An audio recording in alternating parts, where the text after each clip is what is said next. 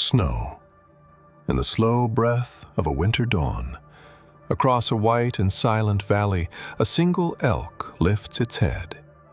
It has sensed something, low and gray, moving through the drifts like smoke. The pack has already begun to close. There is no panic.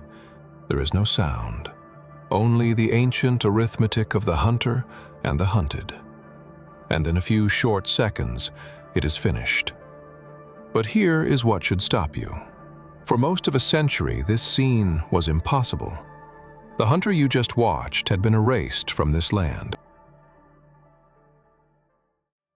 This is Yellowstone, the first wild place our species ever chose to protect, a kingdom of fire and ice set down in the high heart of North America. And for 70 years, it was a kingdom without its king. So a single question waits in these valleys, beneath the steam and the snow. In a land of giants, of bears that weigh more than 4 grown men, of herds older than the nation that surrounds them, who truly holds the power of life and death? Welcome to Lupinsky Wildscape, where nature tells its story.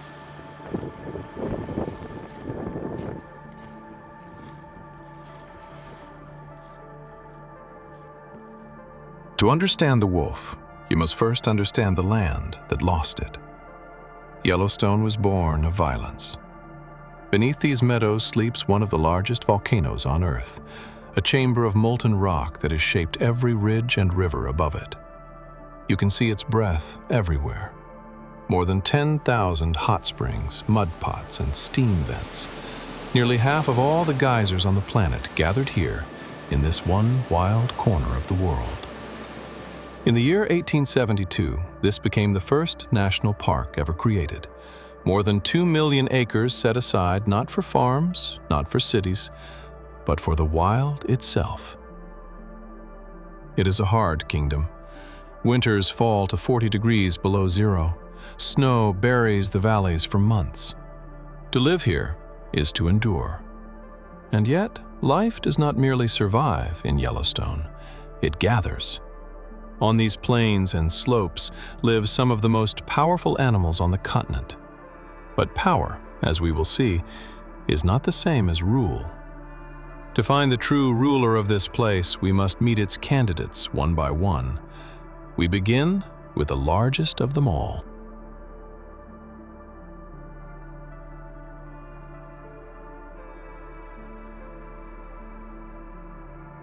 He moves like a piece of the landscape come loose, 2,000 pounds of muscle and ancient memory. The American bison. The largest land animal in North America. To stand near one is to feel the ground itself acknowledge his weight. A bull can stand 6 feet at the shoulder, and despite that mass, he can run faster than any human alive and turn on a single hoof. But the true story of the bison is not his size. It is his survival. Not long ago, tens of millions of these animals darkened the plains of this continent. Within a single human lifetime, they were slaughtered almost to the last. By the early years of the 20th century, only a few dozen wild bison remained in all of Yellowstone. The giant of the plains stood at the very edge of vanishing. That he is here at all, that his herd is now the oldest and largest on public land in America, is one of the quiet miracles of this kingdom. In winter, the bison reveals his deepest gift. While other animals flee the snow, he faces it. He swings that enormous head like a plow, sweeping the drifts aside to reach the frozen grass beneath. Where the bison clears a path, smaller animals follow. He does not only survive the winter, he makes survival possible for others. And yet, for all his strength, the bison is not the ruler of Yellowstone. He is a king of endurance, not of power. To rule, you must be feared. And so we climb, from the open plains toward the high forested slopes, where something far more dangerous is waking from its sleep.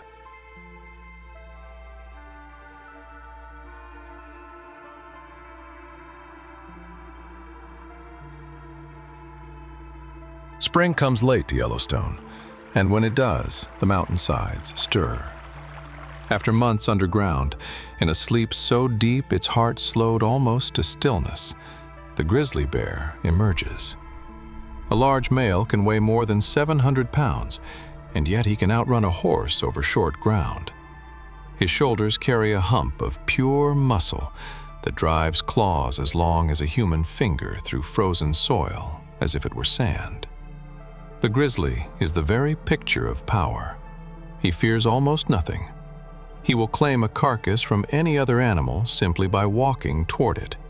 He digs for roots and rodents, strips berries by the thousand, and in the rivers of late summer he waits for the great runs of trout. Few creatures on this continent command such raw and total respect. And here is where our question begins to sharpen. If power alone made a king, the grizzly would wear the crown without contest. He is stronger than the wolf. He is larger than the wolf. When the two meet over a kill, it is most often the bear who walks away with the meal. And yet, season after season, it is not the grizzly who shapes the rhythm of this entire land. Strength can take a single meal, but it cannot by itself govern a kingdom. To understand why, we must turn to the most numerous subjects of all, the great herds whose hunger can either heal this land or quietly break it.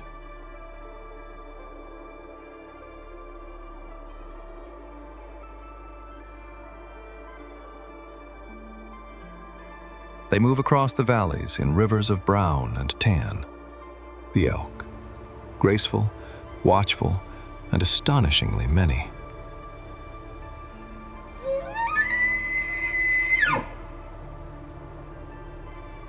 The years we are about to speak of, the elk of Yellowstone numbered close to 20,000. A bull in autumn can carry antlers wider than a man is tall. And his call, a high, haunting whistle that rolls across the meadows, is one of the defining sounds of this kingdom. For the elk, life is a long lesson in vigilance. They are food for almost everything that hunts here, and so they gather in numbers, because in a crowd, a single pair of watching eyes becomes 1,000. But here lies a hidden danger, one that has nothing to do with teeth or claws. An elk must eat. And when there is nothing to fear, an elk will eat in the easiest, richest places of all, along the soft banks of the rivers and streams. Picture it, tens of thousands of hungry mouths standing in the same gentle valleys day after day, with nothing to move them along. They crop the young willow before it can grow. They strip the tender cottonwood and aspen down to the root. Slowly, almost invisibly, the green edges of the rivers begin to disappear. This is the part of the story almost no one sees. A kingdom can be undone not by violence, but by appetite. And for 70 long years, there was nothing in Yellowstone to teach the elk to be afraid.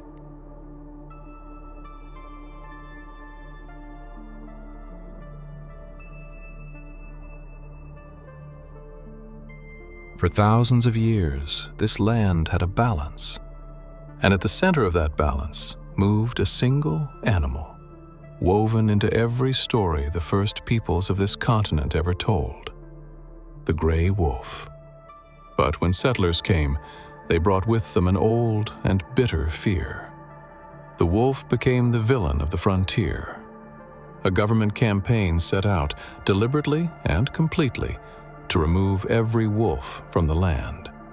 They were trapped, they were poisoned, they were hunted without mercy or limit.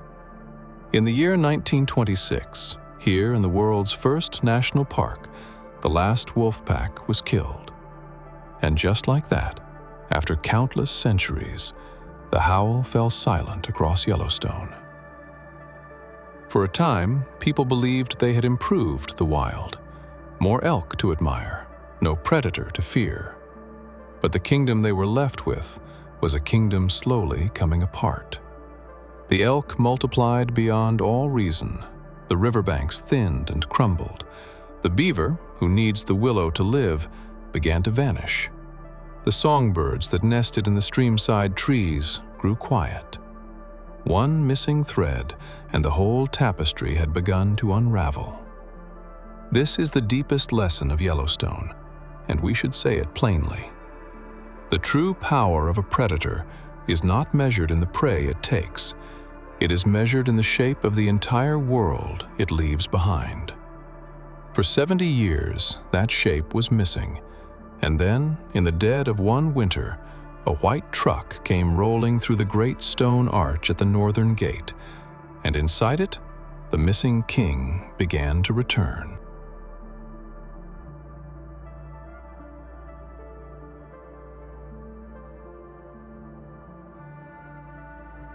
It is January 1995, almost 70 years since the last howl. After decades of argument, of fear, and of hope, a decision has been made. 8 wolves, captured far to the north in the wild ranges of Alberta, Canada, arrive in Yellowstone inside metal crates. Crowds gather in the snow to watch them pass. Some weep. They are witnessing something that has almost never happened in human history. A people choosing, on purpose, to give a great predator back to the land. The wolves are not simply set loose.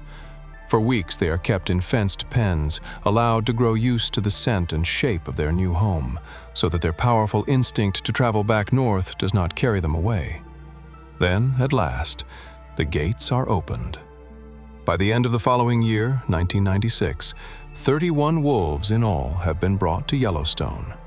31 animals in a kingdom of more than 2 million acres. It does not sound like much. A handful of predators scattered across an immense and frozen wilderness. Surely so few could change so little.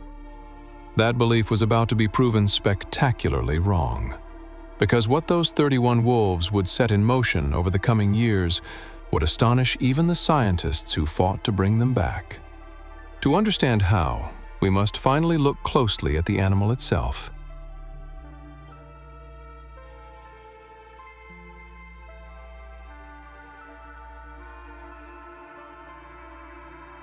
A single wolf is a remarkable animal. A wolf pack is something far greater, because the true weapon of the wolf is not its teeth, though its jaws can crush bone. It is not its speed, though it can run for miles without rest. The true weapon of the wolf is the family. A pack is, at its heart, a family. Parents and their young of several years, hunting and raising the next generation together. They share food. They care for the injured. They mourn their dead. The young learn for years by watching the old, a slow passing down of knowledge that scientists call culture. This is why a few wolves can do what a lone giant cannot. Alone, no wolf could bring down a bull elk many times its weight. Together, reading one another without a sound, they can. One turns the herd, another waits. A third tests the runners for the slightest weakness, the limp, the hesitation, the old or the sick. They do not catch the strongest, they catch the unready. In doing so, without ever intending it, they keep the herds alert, healthy, and always moving. Watch them in the snow, and you see something that feels almost familiar. A pup tumbling over its parent, an older wolf standing guard while the others sleep. The whole pack lifting their heads at dusk and pouring that long, rising howl across the valley, a sound that says, simply, "We are here, and we are together."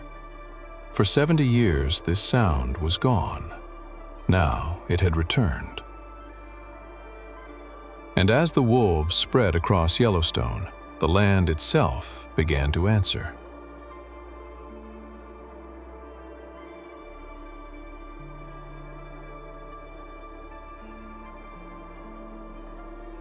Here is where the story turns from remarkable to almost unbelievable.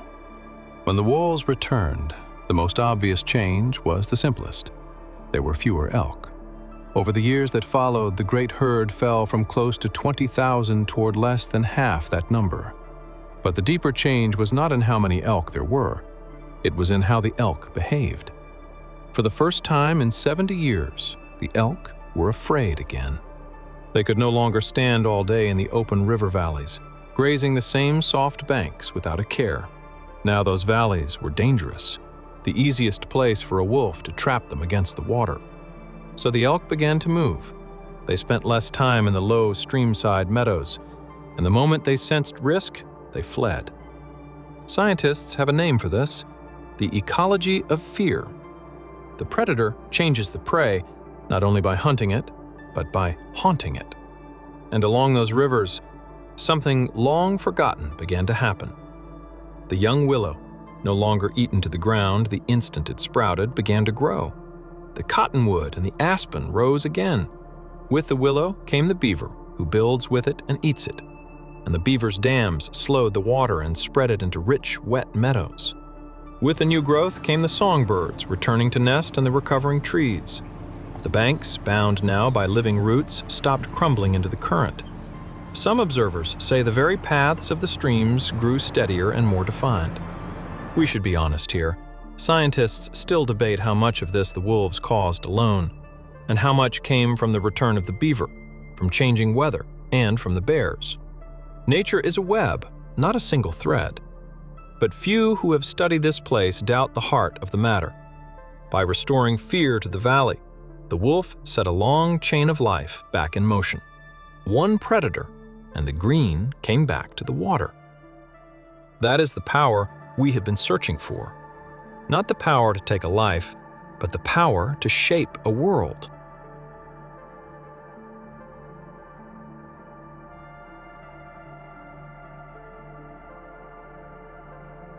The wolf's return rippled outward in ways no one had ordered and no one could fully predict. Consider the coyote. For 70 years, with no wolf above them, coyotes had ruled the middle of the food chain, their numbers high. When the wolves returned, they pushed the coyotes back, and as the coyotes thinned, the small animals they had hunted, the voles and the mice, grew more plentiful. And with more small prey came more red foxes, more hawks, more owls, more badgers.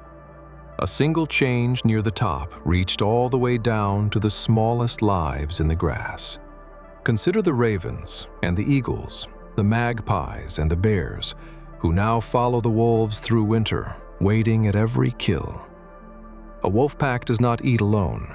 What they bring down feeds a long line of scavengers through the hardest months, when food is almost impossible to find. The hunter became, in a sense, a provider for the entire community of the cold. Slowly, valley by valley, the kingdom that had come apart began to knit itself back together, not into something new, but into something very old. The shape it had held for thousands of years before a single thread was pulled. And standing at the center of that recovering web, asking nothing, explaining nothing, was the animal we had been searching for from the very first frame of this story.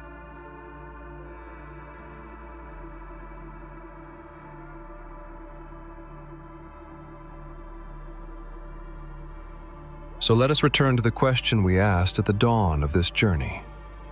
In a land of giants, who truly holds the power of life and death? It is not the bison, mighty as he is, the king of endurance who survived his own near ending. It is not the grizzly, for all his terrible strength, who can seize a single meal but cannot govern a season. It is not the great elk herd, whose only power, left unchecked, was the slow power to consume. The bison knows how to endure. The grizzly knows how to overpower. The elk knows how to multiply. But only one animal here knows how to hold an entire world in balance: the gray wolf. The missing king, gone for 70 years, who returned in the back of a truck, 31 strong, and quietly handed a broken kingdom back its shape. This is the secret that Yellowstone gave to the world. True power is not the loudest, or the largest, or the strongest. True power is the thread that holds everything else together. And you only learn its real name on the day it disappears.